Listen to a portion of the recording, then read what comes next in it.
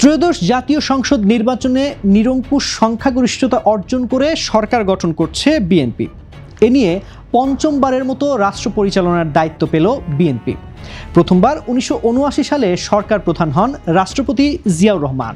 তার মৃত্যুর 10 বছর পর 1991 সালে তার সহধর্মিণী বেগম খালেদা জিয়া দেশের প্রধানমন্ত্রীর দায়িত্ব নেন। সংসদীয় পদ্ধতি প্রবর্তনের কারণে তখন থেকে প্রধানমন্ত্রী সরকার প্রধান। সবচেয়ে সুস্বাদু হালিম রাঁধুনি হালিম, হালিম হোক রাঁধুনি হালিম। 1996 সালের 15 ফেব্রুয়ারি ষষ্ঠ জাতীয় সংসদ নির্বাচনে জিতে দ্বিতীয়বার প্রধানমন্ত্রী হন বেগম খালেদা জিয়া। এরপর 2001 সালে তৃতীয়বারের মতো সরকার প্রধানের দায়িত্ব গ্রহণ করেন। বেগম জিয়ার মৃত্যুর পর বিএনপির চেয়ারম্যান পদের দায়িত্ব নিয়েছেন তারেক রহমান। নির্বাচনে বিপুল বিজয়ের পর দেশের প্রধানমন্ত্রীর দায়িত্ব কাঁধে নিচ্ছেন প্রয়াত রাষ্ট্রপতি জিয়াউর রহমান ও বেগম খালেদা জিয়ার বড় ছেলে তারেক রহমান। অর্থাৎ বাবা ও মায়ের পর রাষ্ট্র পরিচালনার দায়িত্বে তাদের সন্তান। শুধু বাংলাদেশই নয়, গণতান্ত্রিক প্রক্রিয়ায় বাবা মায়ের পর সন্তানের সরকার প্রধানের দায়িত্ব পালনের এমন উদাহরণ সারা পৃথিবীতেই খুঁজে পাওয়া কঠিন। বাবা মায়ের পর তাদের মেয়ে সরকার পরিচালনা করেছেন এমন উদাহরণও আছে শ্রীলঙ্কায়। তবে বাবা ও মায়ের পর ছেলে সরকার প্রধান হয়েছেন এমন ঘটনা খুঁজে পাওয়া যায়নি।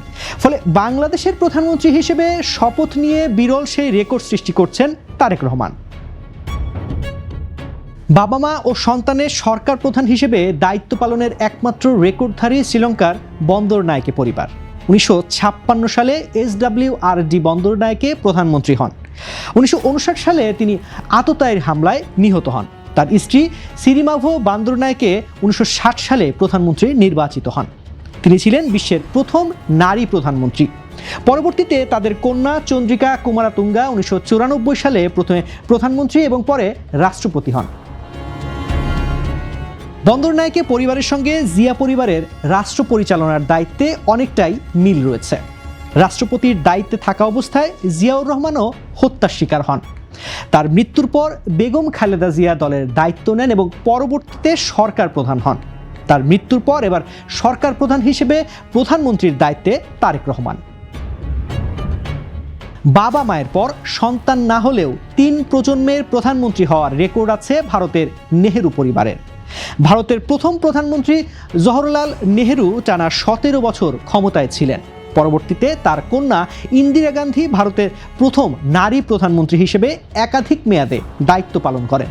এরপর ইন্দিরার জ্যেষ্ঠ পুত্র রাজীব গান্ধী ভারতের কনিষ্ঠতম প্রধানমন্ত্রী হিসেবে দায়িত্ব গ্রহণ করে এই বিরল রেকর্ডের পূর্ণতা দেন। বন্দরনায়েকে ও জিয়া পরিবারের মতো নেহেরু পরিবারের আরেকটি ক্ষেত্রেও মিল রয়েছে। ইন্দিরা গান্ধী ও রাজীব গান্ধী দুজনই প্রধানমন্ত্রী থাকা অবস্থায় হত্যাকাণ্ডের শিকার হয়েছেন।